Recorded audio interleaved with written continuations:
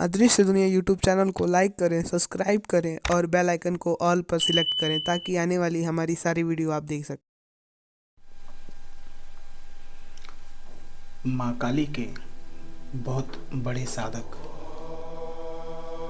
शायद कोई ऐसा हो जो इनका नाम ना जानता हो।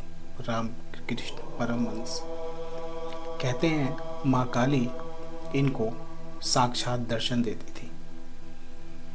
आइए जानते हैं उनके जीवनी से कुछ जुड़ी हुई बातें। जय श्री महाकाल, जय माता दी। हमारी यूट्यूब फैमिली, एक बार आप सबका फिर स्वागत है आप सबके इस यूट्यूब चैनल अदृश्य दुनिया पे।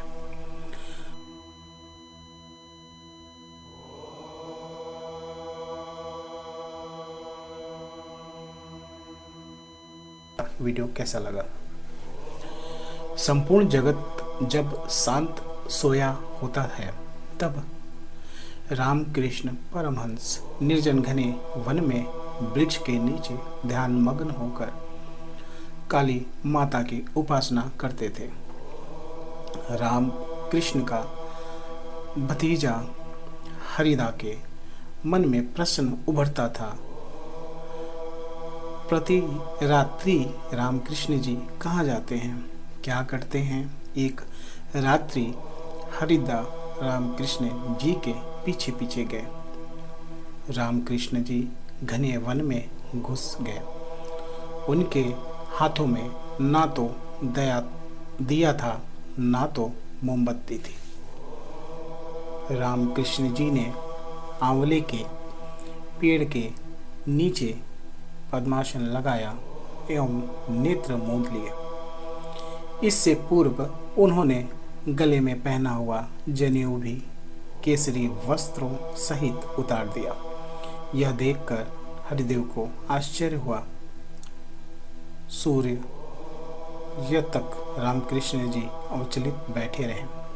कुछ समय उपरांत उन्होंने यज्ञोपवीत जनेऊ धारण किया।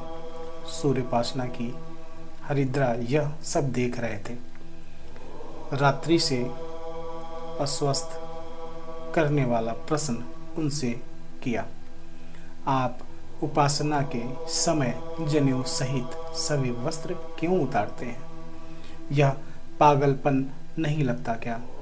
उस पर रामकृष्ण परमहंस बोले कि जो भगवान को प्राप्त करता है, शक्तियों को प्राप्त करता है, उसमें बहुत बाधाएं आती हैं।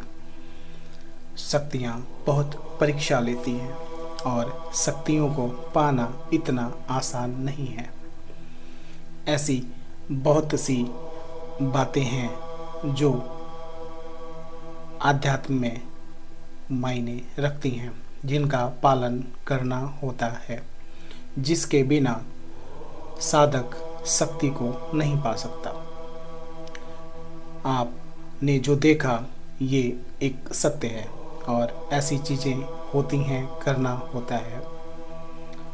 पागलपन आपको लगता है, उस पर आप जो पूछ लें। फिर रामकृष्ण जी बोले, हरिद्रा, ईश्वर तक पहुंचने के मार्ग के अनेक बाधाएं आती हैं। अब मैं जगत माता का ध्यान करता हूँ तब द्वेष, मत्सर, भय, अहंकार, लोभ, मोह, जाति का अभिमान जैसी अनेक बातों का त्याग करने का प्रयास करता हूँ। ना ही तो ये सभी बातें मन में कोलाहल मचाती हैं। जनेऊ अर्थात जाति का अभिमान, ज्ञान का अहंकार, वह भी दूर करना आवश्यक है ना। अहंकारी बाधाएं दूर करते हुए मुझे वहाँ संध्या तक पहुँचना है। इस पर उनको बड़ा आश्चर्य हुआ और उन्होंने उनके पैर में नतमस्तक हुए। फिर कहा, आप धन्य हैं, आपकी माँ की आराधना धन्य है, आप जैसा कोई नहीं हो सकता। इस पर उन्होंने हरिदेव को अपने आशीर्वाद दिए और कहा कि ये चीज़ें जीवन में बांध लें। शक्तियों को पाना है तो शक्तियों के लिए खुद को होना होता है। साधना इतनी सरल नहीं होती, अन्यथा सारे साधक ही हो जाते हैं।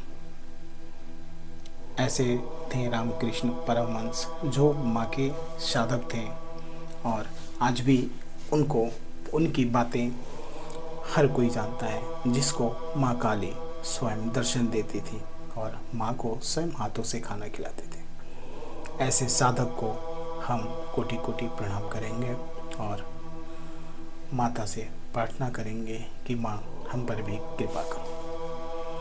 आपको इनके जीवनी की बातें कैसे लगी कमेंट करके ज़रूर बताइएगा। महादेव आप सबको स्वस्थ रखें। जय श्री महाकाल, जय माता।